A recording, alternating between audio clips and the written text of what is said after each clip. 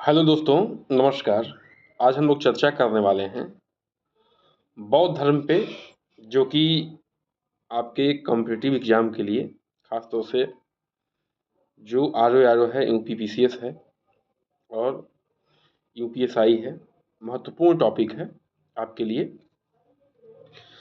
साथ ही में जो है इस टॉपिक को एनालिसिस करेंगे और 5 क्वेश्चन को हम लोग करेंगे भी, ताकि हमारी याददाश्त जो है बनी रहे। तो खुश हो जाइए कि आप जो है अच्छा काम करने जा रहे हैं, अच्छा टॉपिक पढ़ने जा रहे हैं, रिवीजन करने जा रहे हैं। चलिए शुरू करते हैं आज का ये सेशन बिना देरी किए हुए। तो बौद्ध धर्म की स्थापना जो हुई है वो हुई है 6वीं शताब्दी में, ठीक है। ईसा पूर्व 6वीं शताब्दी ईसा पूर्व में हुआ है। यह धर्म जो है अहिंसा, ध्यान और आत्मज्ञान पर आधारित है। किस पर है? अहिंसा पर, ध्यान पर और आत्मज्ञान पर आधारित है। यह जो है श्रमण परंपरा का हिस्सा माना जाता है। इसका प्रभाव जो है भारत ही नहीं बल्कि पूरे एशिया में फैला हुआ है। एशिया में कैसे फैलाया गया, थोड़ा सा हम लोग डिटेल में चर्चा भी करेंगे इस पर, ठीक है। तो ये ध्यान रखना है कि 6वीं शताब्दी ईसा पूर्व का यह धर्म है। गौतम बुद्ध जी ने इसको जो है शुरू किया था, स्थापित किया था। अब देखिए, गौतम बुद्ध जी की जीवनी पर हम लोग थोड़ा सा चर्चा कर लेते हैं, ठीक है। जन्म हुआ है 563 ईसा पूर्व, लुम्बिनी, जो कि वर्तमान में कहाँ पे है? नेपाल में है।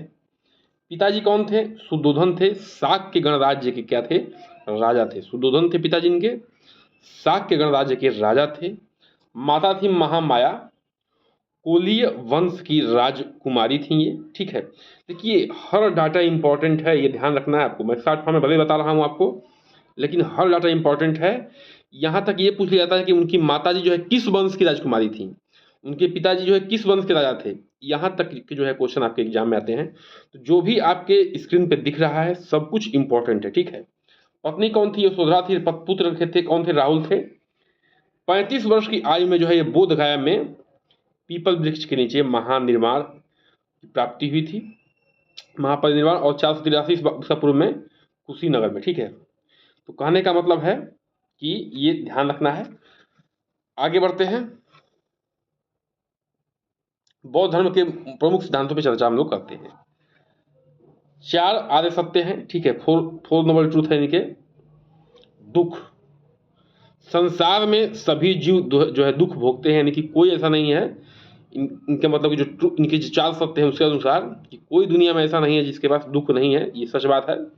दुख समुदय है, यानी कि दुख का कारण जो है क्या है? तृष्णा है, आपकी इच्छा है। आपकी इच्छाएं हैं क्या करती हैं? आपको दुख देती हैं, ठीक है। और तीसरा चौथा क्या है? दुख निरोधा, तृष्णा के नाश से दुख समाप्त हो जाता है। और चौथा क्या है? अष्टांगिक मार्ग, यानी कि दुख से मुक्ति पाने के लिए ये 8 मार्ग पे आपको चलना पड़ेगा। तो 4 जो है इनके सत्य हैं, ठीक है। इस सत्य को हम लोग जान चुके हैं। अब जो है थोड़ा सा अष्टांगिक मार्ग पे हम लोग चर्चा कर लेते हैं। ये 4 अष्टांगिक मार्ग कौन कौन से हैं? सम्यक दृष्टि, ठीक है, यानी कि सत्य को समझना। सम्यक संकल्प, यानी कि सही विचार रखना। सम्यक वचन, यानी कि सत्य बोलना, ठीक है। बाकी कौन कौन से हैं? सम्यक कर्मात, यानी कि सही कार्य करना, कोई गलत कार्य ना करना। सम्यक आजीविका, मतलब कि सही जीविका अपनाना। सम्यक प्रयास, मतलब कि सही प्रयास करना। सम्यक स्मृति, सही ध्यान रखना। और सम्यक समाधि, यानी कि सही ध्यान साधना। तो ये 8 जो है इनके अष्टांगिक मार्ग हैं दुख से निवारण के लिए। आगे बढ़ते हैं, बौद्ध संप्रदाय पर थोड़ा चर्चा कर लेते हैं। बुद्ध के मृत्यु के बाद जो है बौद्ध धर्म कई शाखाओं में बट गई थी, ठीक है। उसमें से पहला हम लोग चर्चा करते हैं हीनयान पे, ठीक है। किस पे? हीनयान पे। हीनयान को थेरवाद भी कहते हैं। यह सबसे पुरानी शाखा है, ठीक है।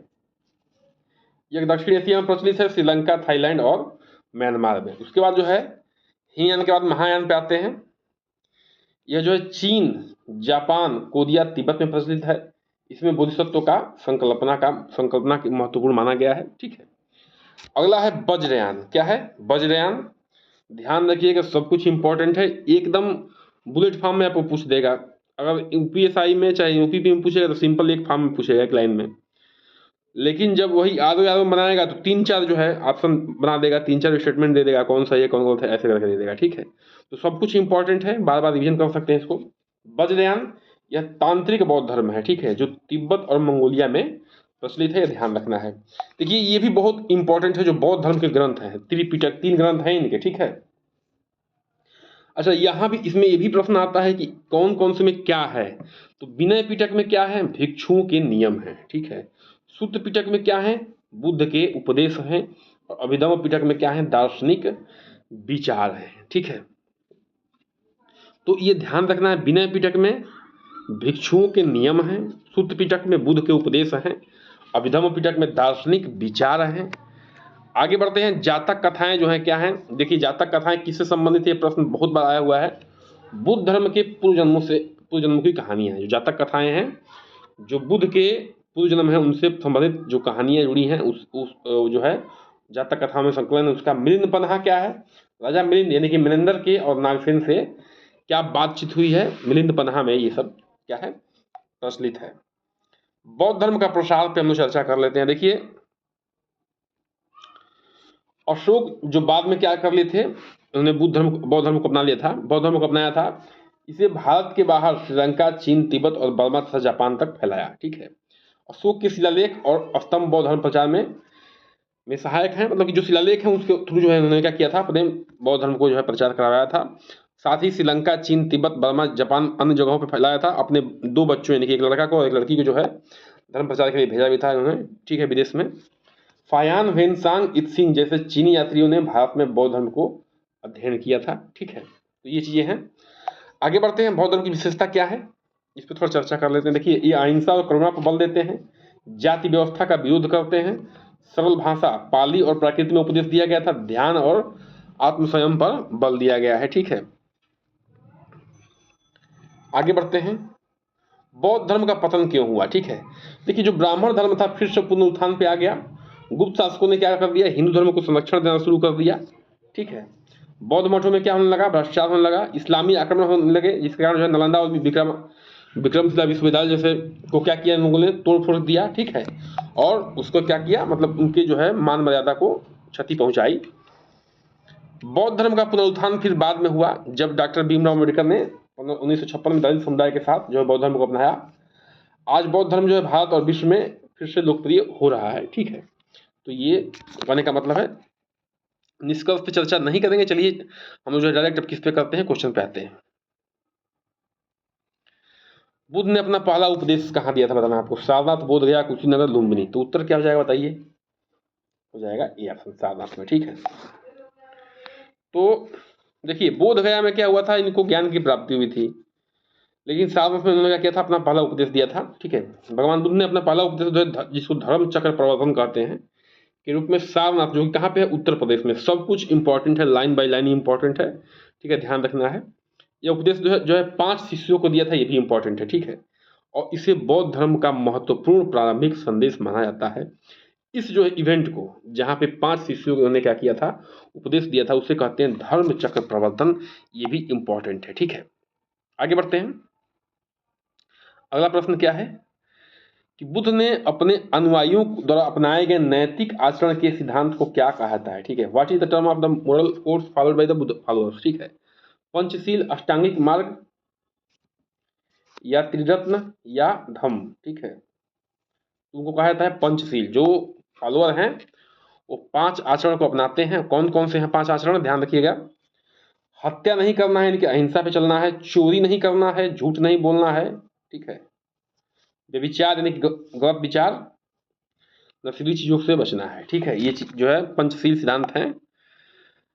आगे बढ़ते हैं भैया, बौद्ध संघ में शामिल होने के लिए न्यूनतम आयु कितनी होनी चाहिए, ठीक है, उस समय के हिसाब से। 15 वर्ष, 18 वर्ष, 20 वर्ष, या 25 वर्ष। उत्तर हो जाएगा आपका सी ऑप्शन, 20 वर्ष उम्र होनी चाहिए, ठीक है। तो बौद्ध संघ में शामिल होने के लिए जो न्यूनतम आयु होनी चाहिए, कितनी होनी चाहिए, 20 वर्ष होनी चाहिए, ठीक है।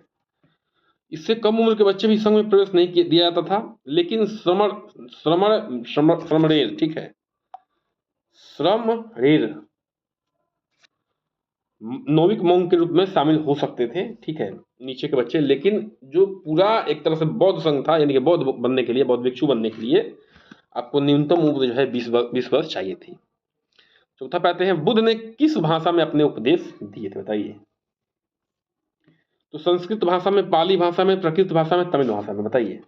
पाली भाषा में, ठीक है। देखिए, जो बौद्ध धर्म है और जैन धर्म है चर्चित इसलिए हो गया कि जो ये लोकल भाषाओं में उपदेश को भेजते थे, थोड़ा सा लोग जो है उस समय ब्राह्मणवाद से तंग आ चुके थे, उसके पीछे थोड़ा सा इतिहास है। लेकिन जो तंग आने की वजह से जो है उन्होंने अपनाया, और इन्होंने क्या किया, अपने पाली में और प्राकृत में, यानी कि वहाँ के लोकल भाषाओं में लोगों को समझाने का काम किया, इसलिए जो है ये धर्म क्या हो गए, उसमें चर्चित हो गए थे। भगवान बुद्ध ने अपने उपदेश में पाली भाषा में दिए, जो कि उस समय के जो है आम लोगों की भाषा थी। पाली त्रिपिटक बौद्ध ग्रंथ की भी इस भाषा में लिखे गए हैं। अंतिम प्रश्न है, भगवान बुद्ध का जन्म जो है किस वंश में हुआ था? ऑप्शन देकर बताना आपको, मौर्य वंश, क्षत्रिय वंश, इक्वासु वंश या सातवाहन वंश। ठीक है, उत्तर जाएगा इक्वासु वंश, इक्ष्वाकु कह सकते हैं। ठीक है, इक्ष्वाकु। तो गौतम बुद्ध का जन्म जो है शाक्य गणराज्य के राजकुमार के रूप में हुआ था। ठीक है, इक्ष्वाकु वंश संबंधित थे, और ये प्राचीन क्षत्रिय वंश था। एक छत्रा का क्षत्रिय वंश है इक्ष्वाकु वंश। ठीक है, शाक्य गणराज्य के ये राजकुमार थे, चर्चा कर चुके हैं हम लोग। तो ये रहा आज का सेशन, और ऐसे ही जुड़िए और आगे बढ़िए, पढ़ते रहिए, आगे बढ़ते रहिए। बहुत बहुत धन्यवाद।